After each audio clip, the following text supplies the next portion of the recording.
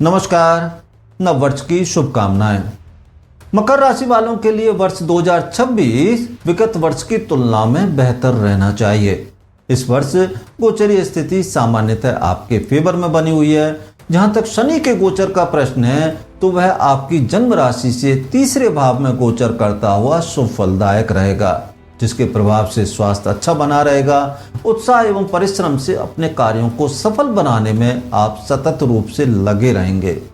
जहां तक बृहस्पति के गोचर का प्रश्न है तो इस वर्ष 2 जून 2026 तक जन्म राशि से षष्ठ भाव में गुरु का गोचर कुछ मामलों में शुभ नहीं कहा जा सकता, परंतु उसके बाद गुरु जन्म राशि से सप्तम भाव में अपनी उच्च राशि में आएंगे तो वह शुभ फलदायक है। इस गोचरावधि में करियर संबंधी मामलों में सफलता मिलेगी और पारिवारिक एवं सामाजिक क्षेत्रों में भी उपलब्धियां अर्जित होंगी। रिश्तों में सुधार देखने को मिलेगा। 31 अक्टूबर के बाद गुरु का गोचर जन्म राशि से अष्टम भाव में होगा, जो कि स्वास्थ्य आदि की दृष्टि से अच्छा नहीं कहा जा सकता। जहां तक राहु के गोचर का प्रश्न है तो वह 25 नवंबर तक जन्म राशि से द्वितीय भाव में रहेगा, जिसके मिश्रित फल देखने को मिल सकते हैं। इस अवधि में केतु जन्म राशि से अष्टम भाव में गोचर करता हुआ स्वास्थ्य आदि मामलों में प्रतिकूल फलदायक रह सकता है। हालांकि इस अवधि में अध्यात्म के क्षेत्र में सफलता मिल सकती है। 25 नवंबर के बाद राहु मकर राशि में जन्म राशि के ऊपर से तथा केतु कर्क राशि में सप्तम भाव के ऊपर से गोचर करेगा, जो कि स्वास्थ्य, रिश्ते आदि की दृष्टि से शुभ नहीं है। कुल मिलाकर वर्ष 2026 आपके लिए विगत वर्ष की तुलना में बेहतर फलदायक ही रहना चाहिए। अब आते हैं स्वास्थ्य और स्वभाव पर। स्वास्थ्य की दृष्टि से यह वर्ष सामान्यतः अनुकूल रहेगा। विगत वर्ष की तुलना में स्वास्थ्य अच्छा रहना चाहिए। हालांकि वर्ष के अंतिम 2 माहों में स्वास्थ्य संबंधी परेशानियां उत्पन्न हो सकती हैं, जिनके संबंध में लापरवाही उचित नहीं है। जहां तक वित्तीय स्थिति का प्रश्न है तो वित्तीय मामलों में यह वर्ष विगत वर्ष की तुलना में अनुकूल फलदायक माना जा सकता है। निवेश आदि से लाभ के योग बन रहे हैं, पैतृक संपत्ति से लाभ के योग हैं, तो वहीं भौतिक सुख सुविधाओं में वृद्धि के भी योग हैं। इस वर्ष खर्चों में अधिकता रह सकती है। हालांकि उनकी योजना पहले से बनी होने के कारण आर्थिक स्थिति पर विशेष प्रभाव देखने को नहीं मिलेगा।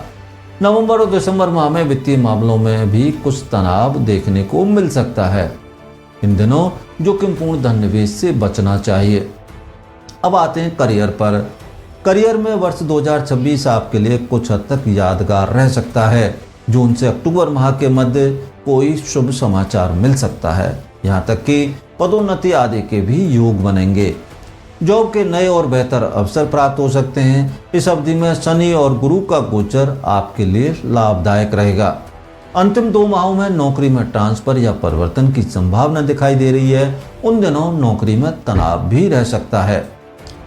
व्यापारियों के लिए वर्ष विगत वर्ष की तुलना में बेहतर व्यतीत होना चाहिए। पूर्वार्ध की तुलना में उत्तरार्ध में बिक्री में तेजी रहेगी। हालांकि अंतिम 2 माहों में कुछ तनाव रह सकता है। अब आते हैं रिलेशनशिप और फैमिली मैटर्स पर।